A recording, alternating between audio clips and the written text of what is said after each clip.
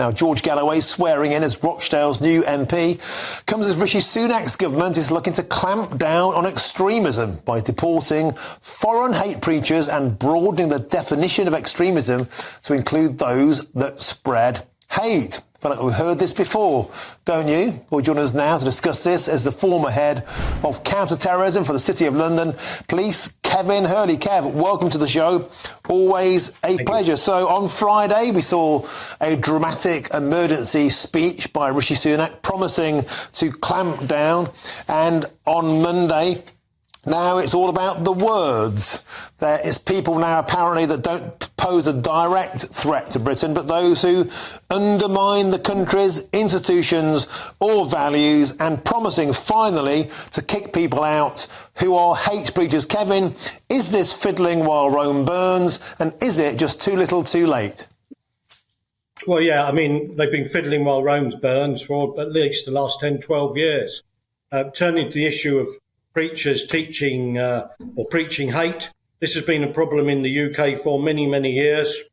Many imams are trained in madrasas in Pakistan. They are quite extreme, following extreme Salafist doctrine funded by Saudi Arabia. And it's estimated between 50 and 60% of the mosques in the UK have been covertly funded by Saudi Arabia to preach extreme Salafism, which I know in some cases, including when I investigated the Red Hill Mosque a while ago, was stuff like spread the blood of the Christian on the sand. So, you know, that's happened in the past in Surrey. I'm pretty sure it's going on elsewhere. As for the words about police need to get on and deal with disorder, etc., we discussed that the other day.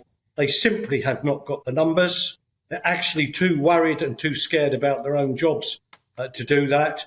And finally, they do not have the proper public order equipment that's now required to police large groups of people who do not follow the traditional British values of a bit of pushing and shoving and shouting and very quickly turn into mob violence. So I'm talking about they need water cannon, they need index marker solutions that you can get the people after the event. They need various forms of projectiles like baton rounds, bean bags, that kind of stuff. As well as large-scale pepper sprays to keep the crowd distant. Because very quickly, if our police were to get stuck in, they won't do, I can tell you that now, you'd start to get large numbers of casualties. You wouldn't have enough police to police those demonstrations or whatever. And the big point I make about this, Martin, is all those officers you see in our cities at the moment policing these demonstrations have got a normal day job. That's called patrolling and policing the local areas where we all live, and then we wonder why there's no one turning up to investigate our burglaries or when our car gets broken into, or people wait ages for a 999 call. It is because they're all drawn in central London, now big cities, policing these demonstrations. And Kev, that brings me neatly on to my next point, because here's a clip I want to play in now of the police doing absolutely nothing on Saturday at that pro-Palestine march, despite the previous day the Prime Minister saying the police would have tough new powers. Watch this.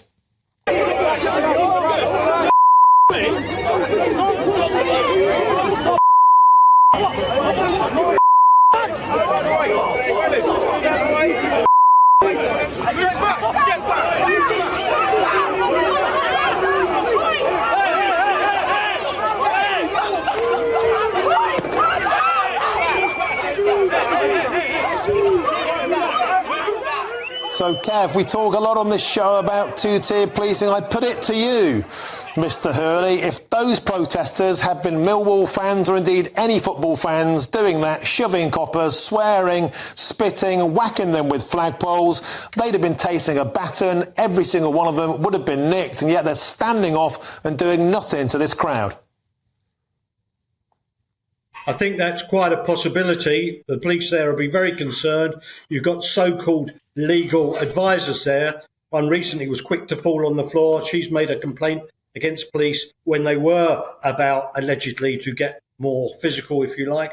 But I despair looking at that. I think they knew this was going to be a problem. Why haven't the senior officers told those officers to clip their public order helmets with visors on their belts so that as soon as it gets physical, You say, put the helmets on, then the crowd knows you mean business. But those officers there haven't even got gloves on, most of them.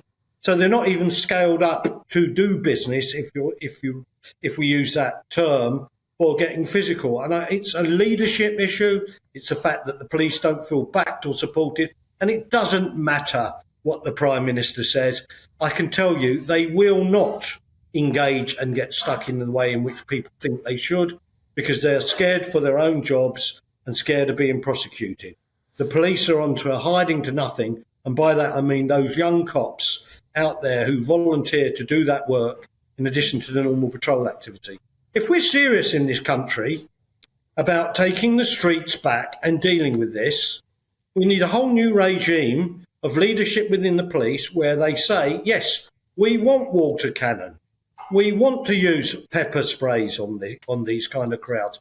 We want to keep our people protected and distanced, because there's no question if you started spraying them with water cannon or you started spraying them with pepper spray, that crowd would fall back and they'd pack it in. So, we can't have it two ways. Either we accept the fact we're going to let police officers get shoved around embarrassed and our crowd's dominated by God knows who they are, or we change the paradigm and we deal with the fact that people like Mayor Khan sold off the Metropolitan Police's water cannon after Cameron said that they could have them, but then May wouldn't licence them after Boris bought them. So there's all kinds of internal politics going on in the Tory party here about why the police haven't got that which they should have. I mean, for goodness sake, we're quite happy to use water cannon on the Irish over in the north of Ireland. So what's the difference? Yeah, Kevin Hurley speaking common sense, and a lot of people would no doubt like that. And a lot of those guys there with the first shower they'd had in months. Kevin Hurley, thank you very much for joining us on the show.